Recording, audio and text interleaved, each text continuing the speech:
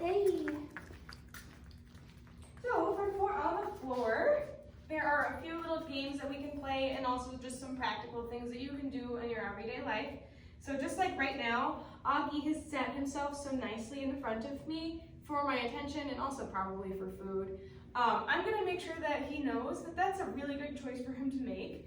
Anytime he does choose to sit in front of me instead of just jumping on me, I want to reward that. So let that be praise, attention, affection, or food. Anything that's a safe reward, even going outside, if he chooses to sit by the door instead of jumping on it, that's excellent. Make sure to let him know he made a good choice. So that's called functional affection, also using affection as a reward. So anytime, again, we notice him sitting in front of us instead of jumping on us for affection, make sure to give him his pets and tell him what a good boy he is. So next, we can work on an actual game. So this is called the no jump game. And basically what we're trying to do is we are trying to do things that we know might make him jump, but at a volume that is low enough that he won't actually jump on us, so that he can practice being successful when something exciting is happening. So just to illustrate this a little bit better, what I am going to do is something like, I know that sometimes bending my knees, like, yes, will get him to jump. If you're like doing a play bow, yes. And sometimes if you get him all raised up, get him all raised up, he took up a wing, he took up a wing, he took up a wing, yes. Stuff like that, where we think it might be enticing for them. Yes, and rewarding him when he makes a good choice. I don't need him to sit, I just want him to keep his feet off of me. Another fun one that I like to do a lot is proofing high-pitched sounds, and also whatever people love to say is, oh my gosh, hi puppy, it's okay, you can jump on me, you can jump. Yes, because what do people do every single time you tell them, please don't let my dog jump on me or on you? They go, oh, your name is Auggie, hi, you can jump on me, it's okay, I don't mind. Yes, and they bend over them, all that stuff. We want to practice and prove him just staying on the ground. So again, for kids, that's another thing that typically gets dogs really going. They'll start squealing, yes. And running away, yes. So we can practice doing stuff like that. Yes. And just rewarding him when he's a good boy.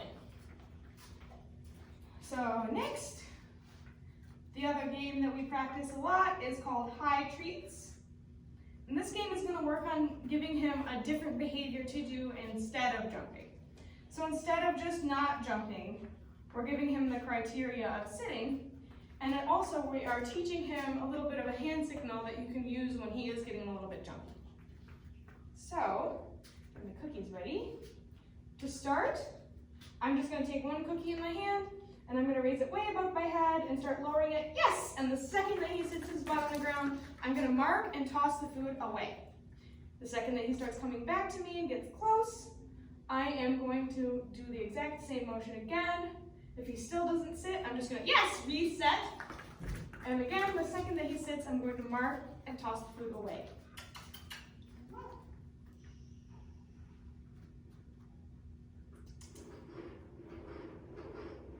There's things happening.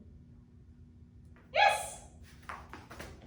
So we're teaching him that on approach, he should sit, yes, without using a verbal cue. So we're able to start adding a little bit of excitement in there. Yes! Auggie! Come on, puppy! Auggie, Auggie, doggy! Auggie, doggy, Auggie, Auggie, Auggie, Auggie! Yes! So we can get him a little bit razzed up. Sorry, buddy, that cookie got lost.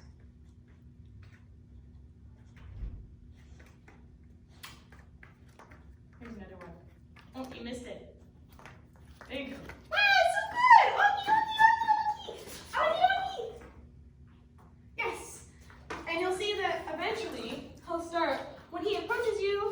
just going to automatically start sitting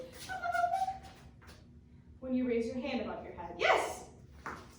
And this gives him a little bit of a visual thing to watch, a visual cue for him to know what you want him to do instead of just when he's super excited, not really knowing what to do with himself.